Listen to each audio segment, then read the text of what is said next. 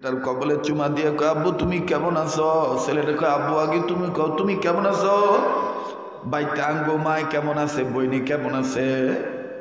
বাবা ছেলের আদর দীক্ষা বাজানরে খুব ভালো লাগতেছিল দৃশ্যটা, কিন্তু হঠাৎ করে ওই একই বারান্দায় আর একটা করুণ চিত্র আমার নজরে ধরা পড়লো। এক সাইড থেকে কান্নার আওয়াজ আয়, আমার থেকে কয়েক গজ দূরে বারান্দায় আর একটা ছাত্র, 11-12 বছর বয়স হবে। এই ছাত্রটা ওই ভাইয়ার আব্বার আদর দেখা বারান্দায় থাইকা চোখের পানি ঝর্ণার মতন ছেড়ে দিয়া আল্লাহরে চিৎকার দিয়া ডাক দেয়, কান্দে আর ডাক দিয়ে কয়, আল্লাহ আমার আব্বু কি কোনোদিন আসবে না? ভাই আমার জানা ছিল না যে এই ছেলেটার বাপ নাই। এই এতিম ছেলেটা ওই বাপের আদর দিকা কান্দে, বারান্দার গ্রিলের সাথে মাথা ঠেকাইয়া চোখের পানি মোছা ডাক দিয়ে কয়, আল্লাহ আমার আব্বু কি আর কোনোদিন আসবে না? আস্তে করিয়া কাছে যায় কইলাম, মনা তুমি কান্দো কেন, তোমার কি আব্বু নাই? সহকারী শিক্ষক ডাক দিয়ে কয়, হুজুর আপনি জানেন না সফরে থাকেন, ছেলেটা নতুন আইছে, 4 মাস বয়স হয়েছে, চলতেছে। 2 মাস আগে নাকি ওরা আব্বাই অ্যাক্সিডেন্টে মারা গেছে। ছেলেটার মাথা বুকে ঢেকে ডাক দিয়ে বললাম, আব্বু আজকে কান্নার কারণ কি? ছেলেটাকে এই ভাইয়ার আব্বার আদর দিকে আমার আব্বুর কথা মনে হয়ে গেছে।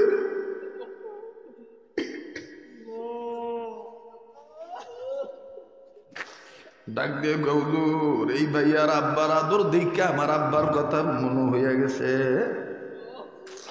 হুজুর আমার আব্বাও তো এইরকম বিস্কিটের প্যাকেট নিয়ে দাঁড়ায় থাকতো, আমার আব্বাও তো হুজুরে কই আমারে বাজারে মার্কেটে নিয়ে যাইতো। তাই আমি আল্লাহরে জিজ্ঞাসা করতেছি, আল্লাহ আমার আব্বু কি আর কোনোদিন আসবে না? বাইরে যার বাবা নাই সে জানে কত বড় নিয়ামত তার জন্য দুনিয়ায় না। ইয়া আইয়ুহাল্লাযীনা আমানু কু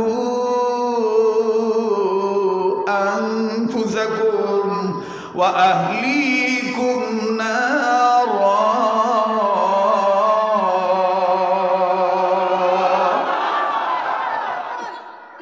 আমার ভাইরা, আমার বন্ধুগণ,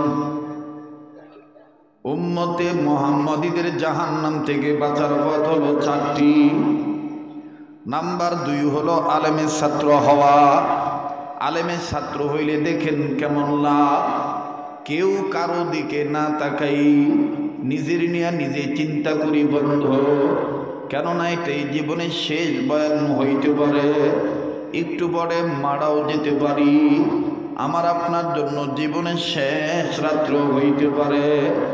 যেহেতু আপনার কবর আপনি যাবেন, আমার কবরে আমি যাব, যার যার কবরে তারই যাওয়াই লাগবে, জবাব দেওয়া লাগবে। এজন্যই বুজুর্গরা বলেন, মান আরাফা নাফসাহু ফাকাদ আরাফা রাব্বাহু। যে নিজেরে চিনল সে আমার আল্লাহরে চিনল, যে নিজেরে চিনে নাই সে আমার আল্লাহ কেউ চিনে নাই। কাজেই বাজার নিজের চিনার চিন্তা করি বন্ধ, কেউ কারো দিকে না তাকাই, কেউ চলিয়া গেলে চলিয়া যাইতে দিবেন বন্ধ। আল্লাহ যদি তকদিরে হেদায়েত রাখে, আল্লাহ যদি আমার আপনার কপালে হেদায়েত রাখে, অল্প সময়ের বয়ানের মাধ্যমে আল্লাহ দিল ভালো করিয়া দিতে পারে। কাজী বাজান মায়া লাগায় কার কি গুনাহ আছে আমার জানা নাই, মায়া লাগে আমার আল্লাহকে একটা ডাক দেন না, বলেন না আল্লাহ। এতগুলো মানুষের ডাকের মধ্যে কেন মাওলায়ে কারীমের ইশকের ডাক নাই? মায়া লাগায় মোহাব্বত করিয়া আবার বলেন না আল্লাহ। আরেকবার আওয়াজ দিয়ে বলেন না আল্লাহ। আমার বন্ধুগণ, সামান্য সময়ের জন্য মৌতের মোরাকাবায় যান।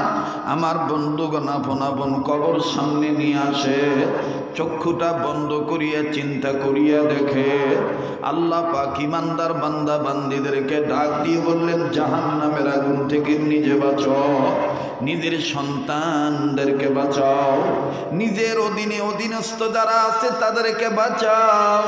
বাজানদি, কেন জাহান্নামের আগুন থেকে আল্লাহ পাক নিজেকে বাঁচতে বললেন, অপরকে বাঁচাইতে বললেন?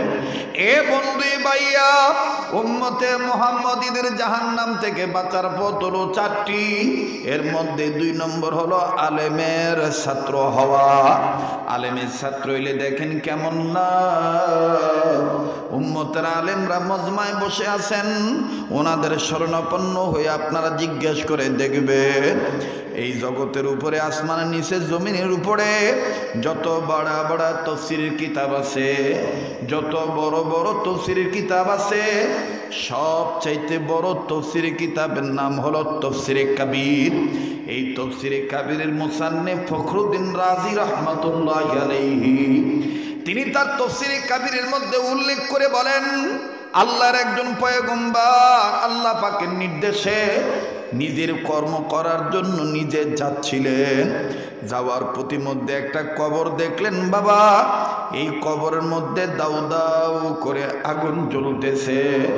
পয়গম্বর বুঝতে বাকি রইল না, পয়গম্বর বুঝতে বাকি বুঝলেন না। পয়গম্বর অতি সহসায় বুঝতে পারলেন কবরে কঠিন থেকে কঠিনতর আযাব হচ্ছে। পয়গম্বর কাউকে কিচ্ছু বললেন না, না বলিয়া নিজেই নিজের পথের দিকে চলে গেলেন, নিজেই নিজের কর্মের দিকে চলিয়া গেলেন। নিজের কর্ম যখন সম্পাদন হইয়া গেল, নিজের কাজ যখন শেষ হইয়া গেল, আমার বন্ধুরে কাজ শেষ হওয়ার পর এই পয়গম্বর আবার ওই পথ দিয়ে আসতেছেন রিটার্নে আসার সময় পয়গম্বর মনে মনে সিদ্ধান্ত নিলেন, একটু আগে যেই কবরে আমি আযাব দেখছি, আবার আমি ওই কবরটা দেখব। এবার পয়গম্বর যখন আবার ওই কবর দিকে নজর দিলেন, নজর দিয়ে দেখতে পাইলেন পয়গম্বর একটু আগে যে কবর আযাব ছিল, এখন আর ওই কবরে কোনো আযাব নাই। ওরে 6 দিন পরে নখ খসে যাবে, 9 দিন পরে চুল। কবর গায়ের সামান নিতে কইর না কেউ ভুল, কবর জায়গা ভালো নয়, কবর বলেন, কবর জায়গা ভালো নয়, কবর জায়গা ভালো নয়, বলেন না, কবর জায়গা ভালো নয়, কবর। ওরে 6 দিন পরে নখ খসে যাবে, 9 দিন পরে চুল। কবর গায়ের সামান নিতে কইর না কেউ ভুল, কবর জায়গা ভালো নয়, কবর বলেন না, কবর জায়গা ভালো নয়, কবর। রোগী নেই পৃথিবী ছাড়িতে হবে, সাদের এই দেহ মাটিতে খাবে, ঠিক না? রোগী নেই পৃথিবী ছাড়িতে হবে, সাদের এই দেহ মাটিতে খাবে। শূন্য হবে তোমার জিন্দেগানি, কার লাগিয়া এত মায়া, এত চোখের পানি রে মন, কার লাগিয়া এত মায়া, এত চোখের পানি, বলেন, কার লাগিয়া এত মায়া, এত চোখের পানি রে মন, কার লাগিয়া এত মায়া, এত চোখের। সন্ধ্যা হলে ডুবিবে বেলা, সাঙ্গ হবে ভবেরি খেলা, ঠিক না? সন্ধ্যা হলে ডুবিবে বেলা, সাঙ্গ হবে ভবেরি মেলা। কেউ বা দিবে আখিরি গোসল, কেউ বা দিবে আখিরি গোসল, কেউ বায়ান মে আবার আতরদানি, কার লাগিয়া এত মায়া এত চোখের পানি রে মন, কার লাগিয়া এত মায়া এত চোখের পানি। কবর জায়গা ভালো নয়, কবর স্মরণ করেন, স্মরণ রাখেন কথা, কবর জায়গা ভালো নয়, কবর জায়গা ভালো নয়, বলেন কবর জায়গা ভালো নয়, কবর। ওরে 6 দিন পরে নক্ষসে যাবে, কয়দিন? ওরে 6 দিন পরে নক্ষসে যাবে, 9 দিন পরে চুল। কবর গায়ের সামান নিতে কইর না কেউ ভুল, কবর জায়গা ভালো নয়, কবর। এবার পয়গম্বর আস্তে করিয়া কবর আযাব বন্ধ থাকা দেখা পয়গম্বর কবরের কাছে থমকে দাঁড়াইলেন। বাজানো কেউ কারো দিকে তাকাইবেন না, কান্না না আসলেও কান্নার ভান ধরবেন। কান্নার অভিনয় করলো আমার মাবুদ আমাকে আপনাকে মাফ করিয়া দিতে পারে। পয়গম্বর এবার কবরের কাছে দাঁড়ায় যখন দেখলেন কবরে কোনো আযাব নাই, পয়গম্বর এবার আমার আল্লাহকে ডাক দিয়ে বললেন, আল্লাহ,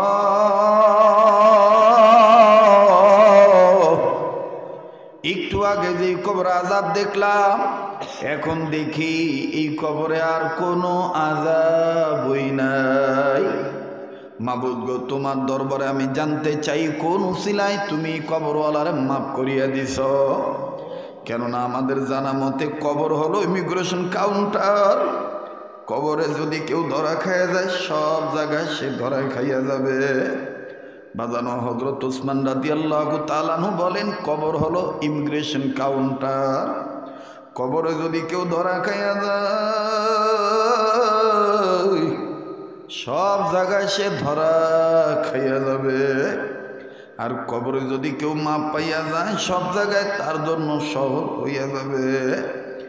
এ বন্ধু, এই জন্য আমার ভাইরা, আমাদের বুজুর্গদের জীবনী খুললে পাওয়া যায় সাহাবায়ে কেরামের জামাতকে নকল করে বুজুর্গানে দিন লেখেন। মুফতি রশিদ আহমদ গঙ্গী রহমতুল্লাহি আলাইহি প্রতিটা রাত্র ঘুমানোর আগে আমার আপনার মালিক আল্লাহর কাছে একটা চিঠি লিখে ঘুমাইতেন। চিঠির ভাষাটা এইরকম ছিল, মালিক,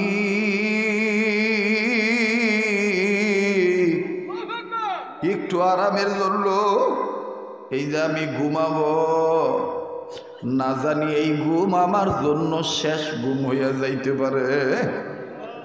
বাজান রে, প্লিজ কেউ কারো দিকে না তাকাই, মোবাইল নিয়ে যারা ব্যস্ত আছেন আপাতত মোবাইল যা নিজের কাছেই রাখেন। আমার বন্ধুগণ, আমার ভাইরা, নাকটার মধ্যে আল্লাহওয়ালাদের গ্রাণ পাইতেছি। এই ময়দানটায় আমি আপনি গুনাহগার হইতে পারি, কে জানি আমার আল্লাহর ওলি হইয়া বসিয়া রইছে। ওই একজন গোপন অলির উসিলা আল্লাহ আমার আপনারা মাফ করিয়া দিতে পারে। ভাইও, আজ যখন ছেলে মেয়ে দুপুর বেলায় মাদ্রাসায় যায়, সকালবেলায় তো তারা আমার ডাকতে পারেন নাই। দুপুরবেলা মেয়ে আর ছেলে যাওয়ার সময় দুইজন দুই যেটা আস্তে করিয়া চুমা দেয় আর ডাক দিয়ে কয়, আব্বু আজকে তুমি আসবা কি আসবা না জানতে চাই। আমি ডাক দিয়ে বললাম, কেন আম্মু? বলে, আব্বু তুমি যেদিন বাড়িতে না থাকো ওই দিন কেমন জানি বাড়িঘর খালি খালি লাগে। আব্বু তুমি আসবা, তোমারে জরে ধরে আমরা ঘুমাবো। আমি বললাম, আম্মু গো, তোমরা তো প্রতিদিনই আমার কাছে জানতে চাও। ছেলেটা ফট করিয়া ডাক দিয়ে কয়, আব্বু দূরে আর মাহফিল ডাকবা না, কাছে কাছে থাকবা যেন তোমাকে আমরা কাছে পাই। এই কথা বলিয়া ছেলে মেয়ে আস্তে করিয়া আমার কাছ থেকে দোয়া নিয়া বিদায় নিয়ে মাদ্রাসায় চলে গেল। আর বন্ধু যায় আবার বলে, আম্মু আব্বুরে বলিয়া দিও আমরা কিন্তু অপেক্ষা থাকবো, সন্ধ্যার পরে তো আর আব্বুকে পাবো না, আমরা তো মাদ্রাসায় থাকবো। বাজান রে, কথার এই জন্যে বললাম, এই জন্য বললাম, আমার ছেলে মেয়ে আমার অপেক্ষায় রইয়া যাইবে যে আমার আব্বু আসবে। এমনও তো হইতে পারে রে বন্ধু, আমি আর জীবিত বাড়িতে নাও যাইতে পারি, আমার লাশ বাড়িতে চাইতে পারে। আমার মৃতদেহ দেখা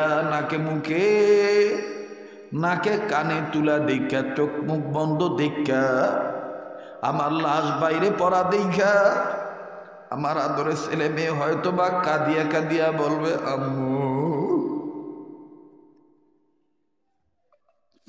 ভাইয়া তুমি কোন মাদ্রাসার ছাত্র শিক্ষকদেরকে জঙ্গি মনে করো?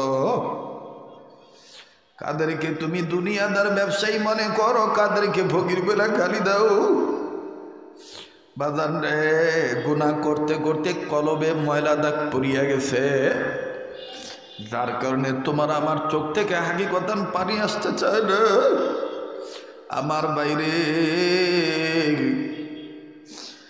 অনেক কাপড়ে, এক বালতি কাপড়ের ময়লা পরিষ্কার করতে একটা সাবানের মতন বা অর্ধেক সাবান লাগে। আর হযরতে থানবী রহমাতুল্লাহ আলাইহি লেখে, যেইটা আমাদের উজানির হযরত মুবারক করিম রহমাতুল্লাহ আলাইহি বারবার বলতে, ও মানা এক ফোঁটা চোখের পানি দিয়া সারা জীবনের গুনাহ মাফ করা যায়? বাইরে কার জীবনে কি গুনাহ আছে জানা নাই? গুনাহ মাপ নেওয়ার জন্য মায়া লাগে, একটা ডাক দেন না, বলেন না আল্লাহ, দেন না ডাক দেন না, বলেন না আল্লাহ। ভাই কান্না না আসলো, কান্নার ভান ধরা চাই। আর চোখের পানি পড়িয়া গেলে টিস্যু কাপড় দিয়া মুছতে নাই, এই চোখের পানি হাতের তালু দিয়া চেহারার মাঝখানে মিশা রাখবেন। কেননা ইমামে রব্বানী আনোয়ার শাহ কাশ্মীর রহমাতুল্লাহ আলাইহি বলেন, এই এক ফোঁটা চোখের পানি ওই দিন কাজে লাগবে যেই দিন ইয়াউমা ইয়াফিরুল মারউ মিন আখিহি ওয়া উম্মিহি ওয়া আবিহি ওয়া সাহিবাতি ওয়া বানিহি। বাজান রে, যেই দিন ভাই তার বোনের কল্যাণে আসবে না, বোন তার ভাইয়ের কল্যাণ আসবে না, যেদিন মা বাবা সন্তানের কল্যাণে আসবে না, সন্তান মা বাবার কল্যাণে আসবে না, যেই দিন সবাই ইয়া নাফসি বলবে, ওই দিন পয়গম্বর রুইয়া ইয়া নাফসি বলবে। কত গুনাহগার মানুষের মাথার নিকটে সূর্য চলে আসবে।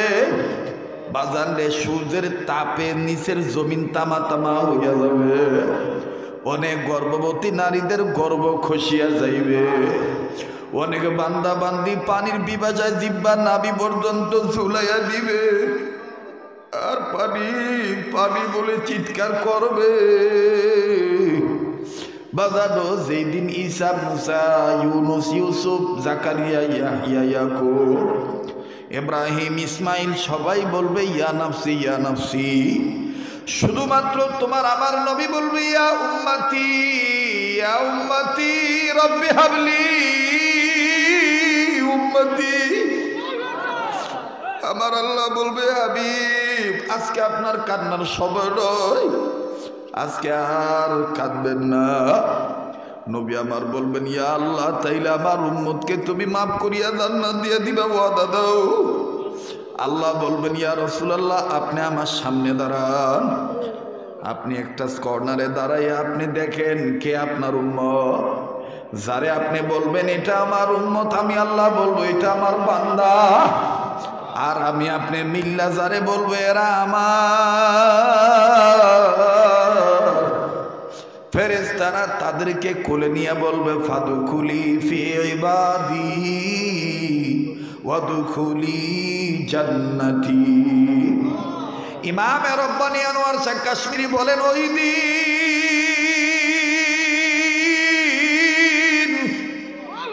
আমার ইতিম নবী উম্মত তালাশ করার কাজে ব্যস্ত হয়ে যাবে। কে আমার উম্মত, কে আমার উম্মত? আনোয়ার শাহ কাশ্মীরি বলেন, ওই দিন এই কান্দুইনা চোখের পানি এই বান্দা বান্দির চেহারায় ঝলঝল করে জ্বলতে থাকবে।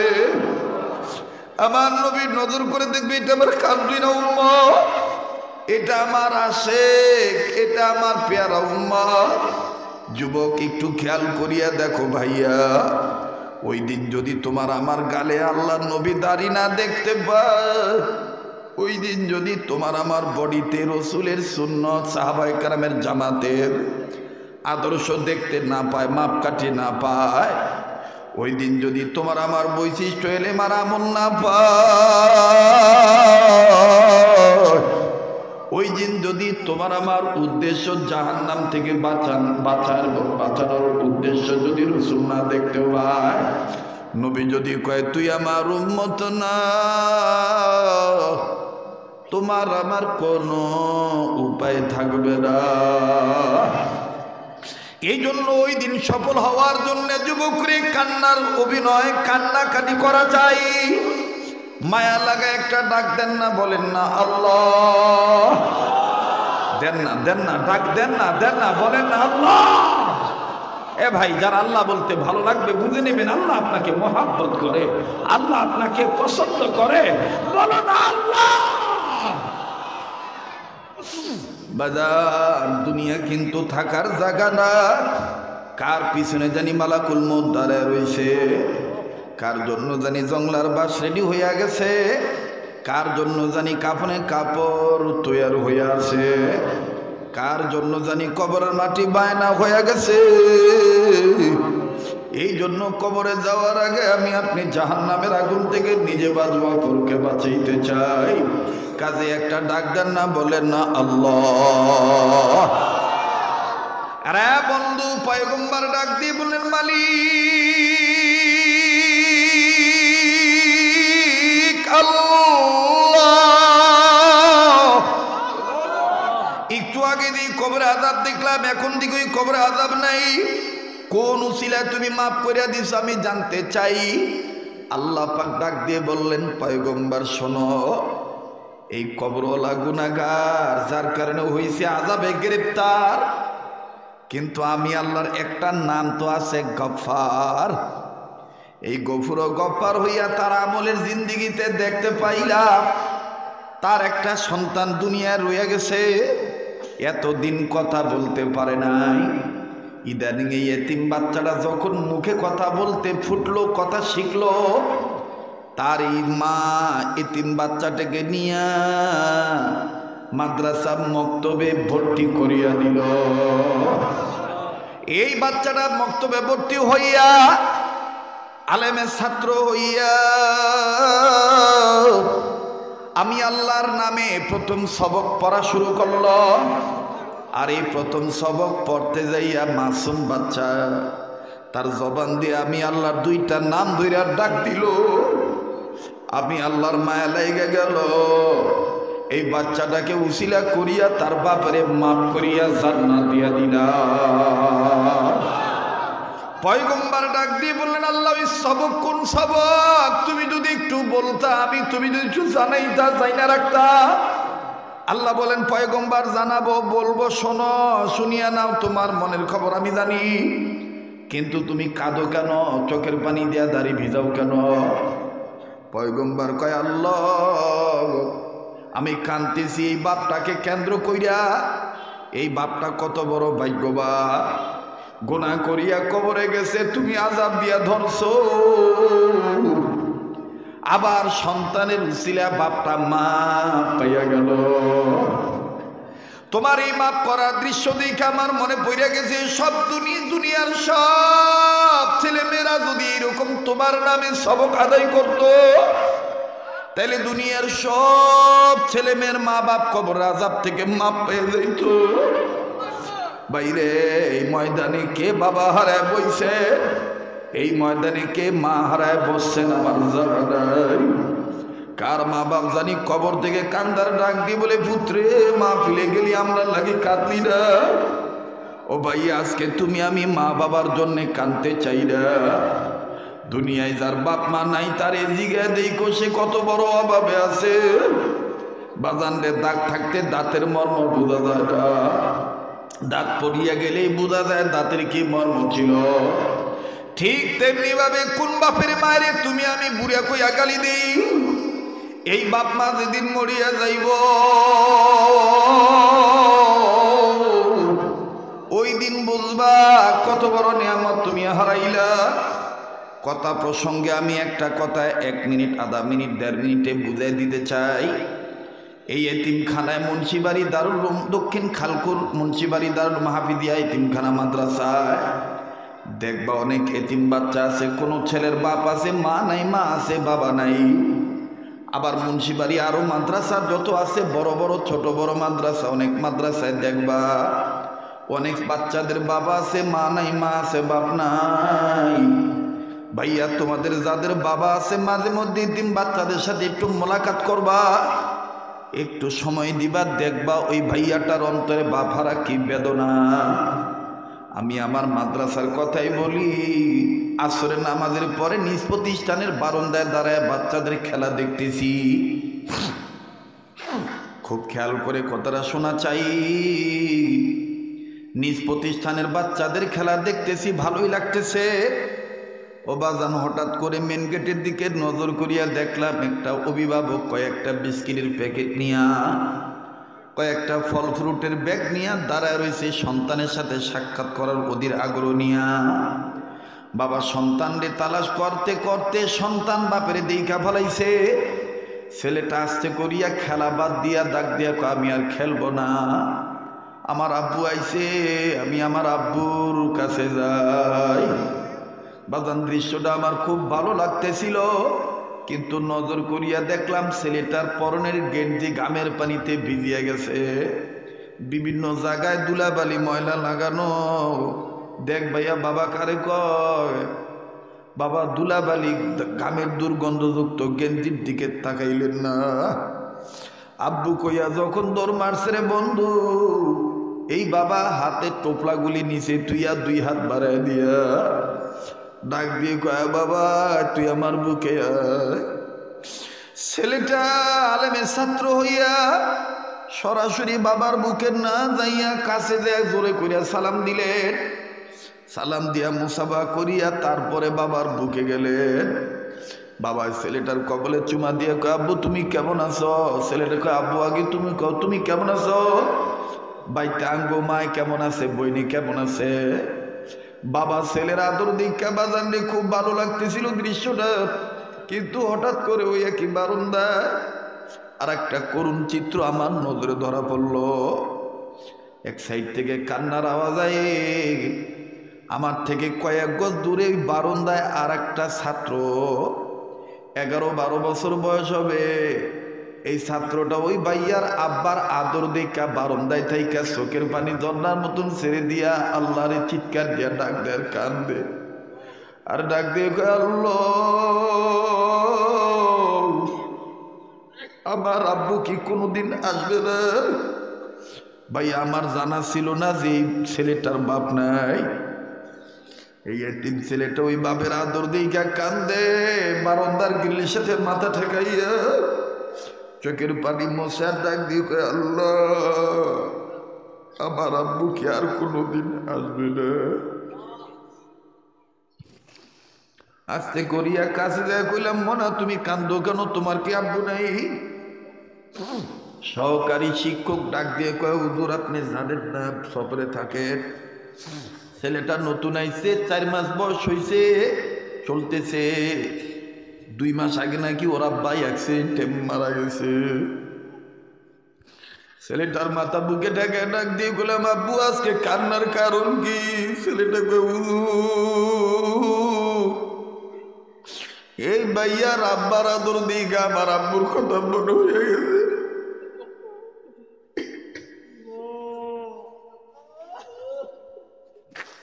ডাক দিয়ে হুজুর এই ভাইয়ার আব্বার আদর দিকে আমার আব্বার কথা মনে হয়ে গেছে। হুজুর আমার আব্বাও তো এইরকম বিস্কিটের প্যাকেট নিয়ে দাঁড়ায় থাকতো, আমার আব্বাও তো হুজুরে কই আমারে বাজারে মার্কেটে নিয়ে যাইতো। তাই আমি আল্লাহরে জিজ্ঞাসা করতেছি, আল্লাহ আমার আব্বু কি আর কোনোদিন আসবে না? বাইরে যার বাবা নাই সে জানে কত বড় নিয়ামত তার জন্য দুনিয়ায় না। এ দক্ষিণ খালকুর মুন্সিবাড়ির ভাইরা, এই জন্য একটু প্লিজ দিলটা নরম করো। জীবনের শেষ বয়ান মনে করে বয়ান করছি, কার বাপ মা জানি কবর থেকে কান্দার ডাক দিয়ে কয়, পুত্রে মাহফিলে গেলি আমাকে জন্যে কাঁদলি না বাবা? কবরে এসা খবর পাইলাম কোন ছেলে মেয়ে যদি বাপ মার জন্যে কান্দে, ছেলে মেয়ের চোখের পানি ছিলে বাপ মার কবর আযাব আল্লাহ মাফ করিয়া দিবে। কাজে একটা ডাক দেন না, বলেন না আল্লাহ। পয়গম্বর ডাক দিয়ে বললেন, মালিক, ওগো মালিক, তুমি কোন সবকের উসিলায় বাচ্চার বাপ মাফ করিয়া দিছো? আল্লাহ বলে, শোনো পয়গম্বর, আমিও আপনাদেরকে বলছি, সবকটা বলছি, বলবো, কিন্তু প্লিজ কেউ উঠবেন না, কেউ নড়াচড়া করবেন না। আমি দেখেছি এখানে সাদা দাড়ি লইয়া বুড়ারাও কাঁদছে, আমি দেখতে পাচ্ছি আলেমরাও কাঁদতেছে, অনেক যুবকরা কাঁদতেছে। আরে কার বাবা মা যেন হাসপাতালের ক্লিনিকে রোগী হয়ে পড়িয়া হয়েছে, এই কঠিন শীতের মধ্যে কঠিন রোগ হইয়া বিছানায় রোগ হইয়া পড়িয়া রয়েছে। ভাইয়া তারাই বাপ মার দরদে দরদি হইয়া কাঁদতেছেন, আমি জানি। প্লিজ কেউ কারো দিকে তাকাইয়েন না। তবে সবকটা বলার আগে ভাঙা মন নিয়ে, চোখের পানি ভিজা চোখ নিয়ে একটা আবদার করতে চাই। যেই হাতটা দিয়ে বারবার কাবা ধরি, যেই হাতটা আল্লাহওয়ালাদের হাতের সাথে লাগানো, এই হাতটা আপনাদের কাছে এই মাদ্রাসার জন্য বিছাইয়া আমি আপনাদের কাছে সংক্ষেপে একটা আবদার করব। মাত্র 5 থেকে 10 মিনিটের মধ্যেই আমি আপনাদের কাছে চাইব 50 বস্তা চাউলের ব্যবস্থা যেন আল্লাহ এতিমদের খানার জন্য ব্যবস্থা করে দেয়। আপনাদের কাছে দোয়া চাই, আল্লাহর কাছে দয়া চাই, বলেন না আমিন।